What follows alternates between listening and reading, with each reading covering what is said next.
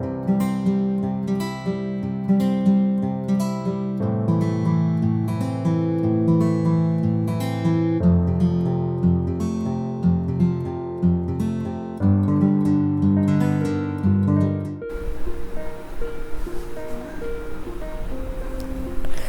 നമ്മൾ ഉണ്ടാക്കാൻ പോകുന്നത് നമുക്ക് ഈസി ആയിട്ട് ഉണ്ടാക്കാൻ പറ്റിയ ഒരു ബ്രേക്ക്ഫാസ്റ്റ് ആണ്.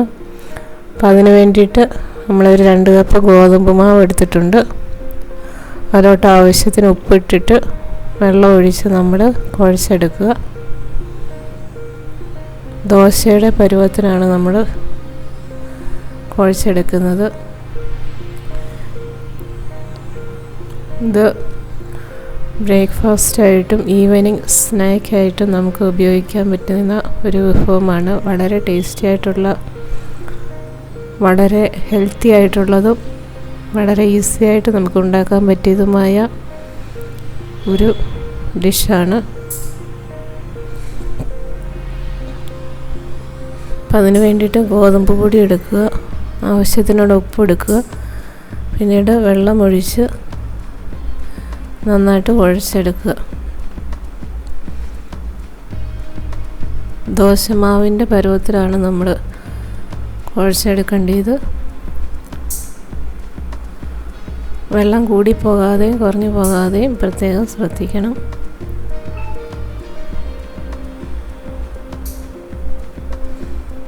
വളരെ സിമ്പിളാണ് ഉണ്ടാക്കാൻ.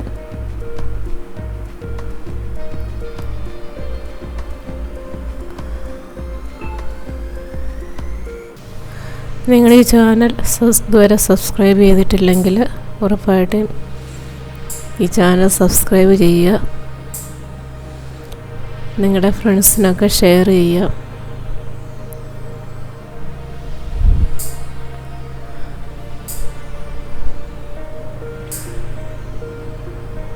കുറേശ്ശെ കുറേശ്ശെ വെള്ളം ഒഴിച്ച്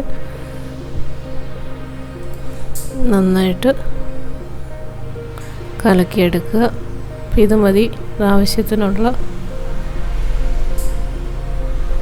പരുവായിട്ടുണ്ട്.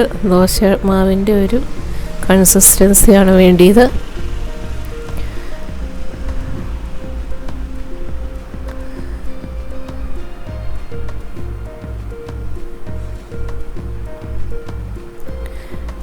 ഇനി നമുക്ക്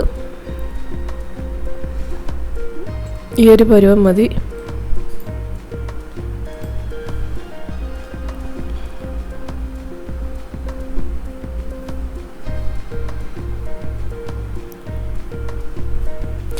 ഇനി നമുക്ക് വേണ്ടിയത് തേങ്ങായ, ശർക്കര, പഴം.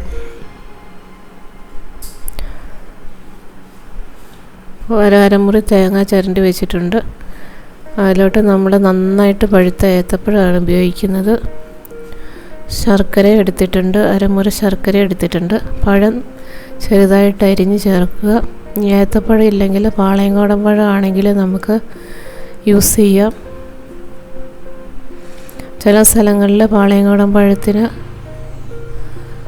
മൈസൂർ പൂവൻ എന്നാണ് പറയുന്നത്. അതും നന്നായിട്ട് പഴുത്ത പഴമായിരിക്കണം. ഏത്തപ്പഴമാണെങ്കിലും നന്നായിട്ട് പഴുത്ത പഴം യൂസ് ചെയ്യുക. അപ്പം അത് വളരെ ചെറുതായിട്ട് കനം കുറച്ച് അരിയുക.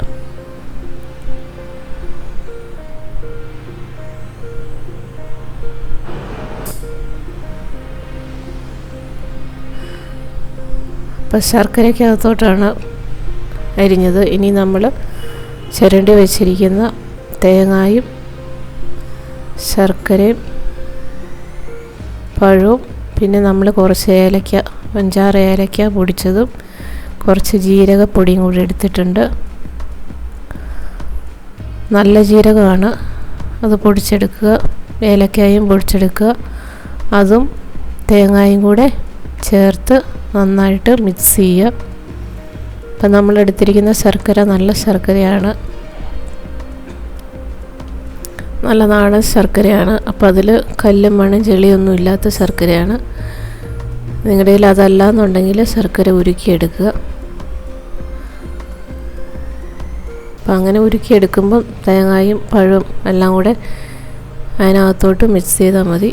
അപ്പം നമ്മളിങ്ങനെ എടുക്കുന്ന കാരണം തേങ്ങയും പഴവും ശർക്കര, ഏലക്ക പൊടിച്ചത്, ജീരകം പൊടിച്ചത് ഇതെല്ലാം കൂടി നന്നായിട്ട് മിക്സ് ചെയ്യുക.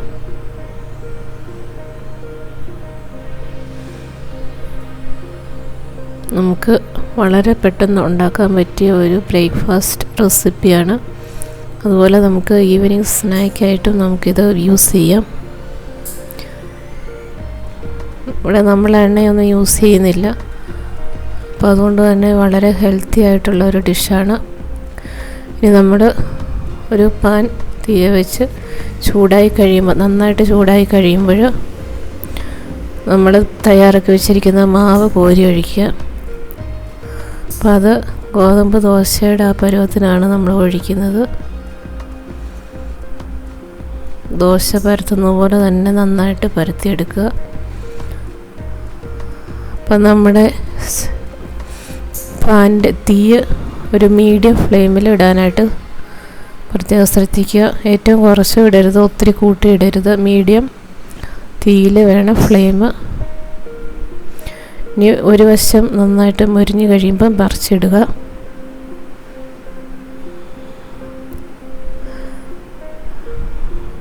ഇനി നമ്മൾ തയ്യാറാക്കി വെച്ചിരിക്കുന്ന മിക്സ് നമുക്കവിടെ ചേർക്കാം. തേങ്ങ, പഴം, ശർക്കര,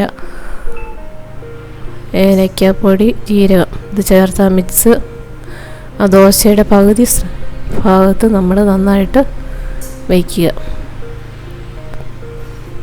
നന്നായിട്ട് ഫില്ല് ചെയ്ത് വയ്ക്കാം.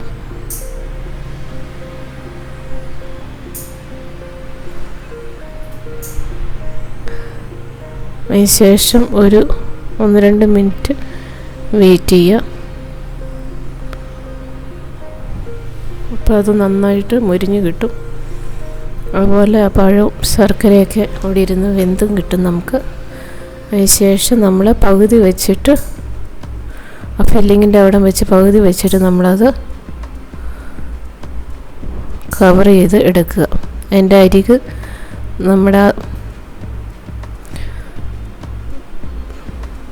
ഒട്ടിച്ച് കൊടുക്കുക, മുറിഞ്ഞു പോകാതിരിക്കാൻ വേണ്ടിയിട്ട്. നമ്മളെടുത്തിരിക്കുന്ന ചട്ടുകം ഒടിച്ചിട്ട് നമ്മളത് ഒട്ടിച്ച് പതുക്കെ പ്രസ് ചെയ്താൽ മതി. അപ്പോൾ നന്നായിട്ട് ഒട്ടിക്കോളും. അപ്പോൾ ആ തേങ്ങയും ശർക്കര എല്ലാം അതിനകത്തിരുന്ന് നന്നായിട്ട് വെന്ത് നല്ല ടേസ്റ്റാണ്. ഇനി നമുക്കതൊന്ന് തിരിച്ചിടാം. ഒരു സൈഡ് മുരിഞ്ഞ് കഴിയുമ്പം മറു സൈഡ് തിരിച്ചിടുക. പിന്നീട് ഒത്തിരി സമയം വെയിറ്റ് ചെയ്യേണ്ട ആവശ്യമില്ല, പെട്ടെന്ന് തന്നെ നമുക്കത് പ്ലേറ്റിലോട്ട് മാറ്റാം. അപ്പോൾ വളരെ ഈസി ആയിട്ടും വളരെ ഹെൽത്തി ആയിട്ടും വളരെ ടേസ്റ്റി ആയിട്ടും ഉണ്ടാക്കാൻ പറ്റിയ ഒരു ഡിഷാണ്. അപ്പോൾ എല്ലാവരും ഈ റെസിപ്പി ട്രൈ ചെയ്ത് നോക്കുക. നിങ്ങൾക്കിത് ഇഷ്ടമായെങ്കിൽ നിങ്ങൾ കമൻറ്റ് ചെയ്യുക, ഷെയർ ചെയ്യുക. ഈ ചാനൽ ഇതുവരെ സബ്സ്ക്രൈബ് ചെയ്തിട്ടില്ലെങ്കിൽ എല്ലാവരും സബ്സ്ക്രൈബ് ചെയ്യുക. ഇതുപോലെ തന്നെ നമുക്ക് ബാക്കി ദോശ അതുപോലെ തന്നെ നമുക്ക് ചുട്ടെടുക്കാം.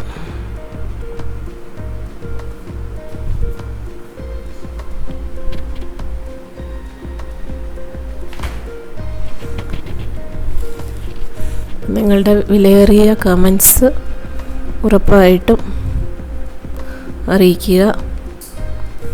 Thank you.